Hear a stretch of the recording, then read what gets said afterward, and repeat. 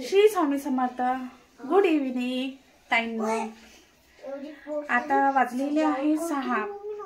तर मी तुम्हाला म्हटलं होतं कालच्या व्हिडिओमध्ये की मी सत्यनारायणची पूजाची मांडणी तुम्हाला दाखवणार आहे, कशी मांडावी आणि कोणत्या टाइमवर मांडावी. तर बघा, तुम्हाला समोरचा व्हिडिओ मी दाखवत आहे. त्याच्या अगोदर सबस्क्राइब करून द्या. हे बघा, मी पूजेची मांडणी केलेली आहे. सत्यनारायणची पूजेची मांडणी झालेली आहे माझी. तर मला तुम्हाला सांगायचं आहे की सत्यनारायणची पूजा ही प्रदोष काळात केली जाते. तर 4 ते 6च्या दरम्यान, म्हणजे 4 ते 6च्या दरम्यान किंवा कोणी 7 वाजेपर्यंत पण करू शकते. तर ही सत्यनारायणची पूजा तुम्हाला माहिती आहे, फक्त दर पौर्णिमेला आपल्या घरीच करावं लागते. आणि जे आपण सत्यनारायण शिराचा जे प्रसाद देतो आपण, ते प्रसाद आपण फक्त आपलेच घरचेच खाऊ शकतात.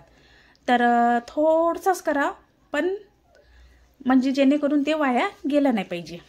आणि तुम्हाला माहिती असेल, प्रदोष काळात हे सत्यनारायणची पूजा केलेली जाते. तर याच्यामध्ये काय राहते की हे 3 सुपाऱ्या राहते. 3 सुपाऱ्या कशाची राहतात?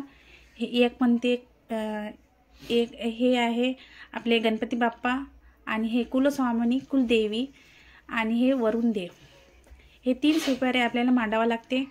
आणि 3 सुपाऱ्यांना आपल्याला अलग अलग साखर एका वाटीत द्यावं लागते. पण मी इथे पूजाची मांडणी जास्त मोठी नाही आहे, त्याच्या कारणाने मी आंब्याच्या पानावर फक्त थोडीफार साखर ठेवलेली आहे.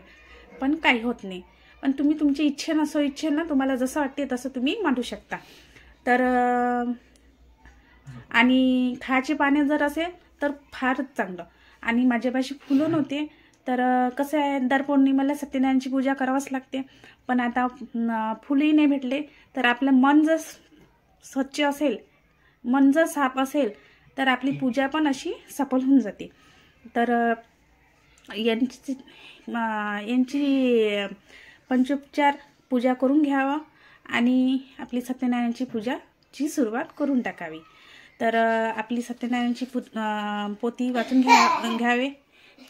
आणि तुम्ही सांगाल कमेंट्समध्ये की आपली सत्यनारायणची पूजाची मांडणी कशी झालेली आहे. तर नंतर मी सत्यनारायणची पोथी वाचल्यानंतर मी तुम्हाला नंतर भेटणार. तारक मंत्र सुरू होता. तारक मंत्र झाल्यानंतर आपल्या सत्यनारायणची कथाची सुरुवात आता होणार होती. तर त्याच्या अगोदर आपल्याला काय करावं लागते, अगोदर मी सांगितलेलं नाही की ते आपले कुलस्वामिनी आणि आपले गणपती बाप्पा, वरुण देव आणि कुलस्वामिनी यांना धूप दीप ओवाळावं लागते. आणि आपले कृष्ण, जे आपले सत्यनारायण देव आहे, आपले विष्णू, त्यांना नाही का आपल्या धूप दीप ओवाळून घ्यावा. आणि मग नंतर सत्यनारायणची कथेची सुरुवात सुरू झालेली आहे ती. तर खूप मन प्रसन्न वाटते. ही सत्यनारायणची पूजा घरोघरी झालीच पाहिजे दर पौर्णिमेला. कारण आपल्या प्रदोषकाळी दर पौर्णिमेला आपण जर सत्यनारायणची पूजा करू, तर आपलं घर आणि घर तर प्रसन्न राहते. आणि सुख समृद्धी, धनधान्य कशाचीच कमी होऊ देत नाही. आणि सत्यनारायणच्या पूजेला काही जास्त वेळ लागत नाही. आपल्याला अर्धा घंटाच लागते सत्यनारायणची कथा वाचायसाठी. आणि ते अवश्य करावं लागते. आणि ती पूजा आपल्या दिवसभर तर ठेवा. आणि दुसऱ्या दिवशी आपल्याला ती पूजा काढून आपले जे तांदूळ आहे, ते तांदूळ आपल्या धान्यामध्ये टाकून द्या.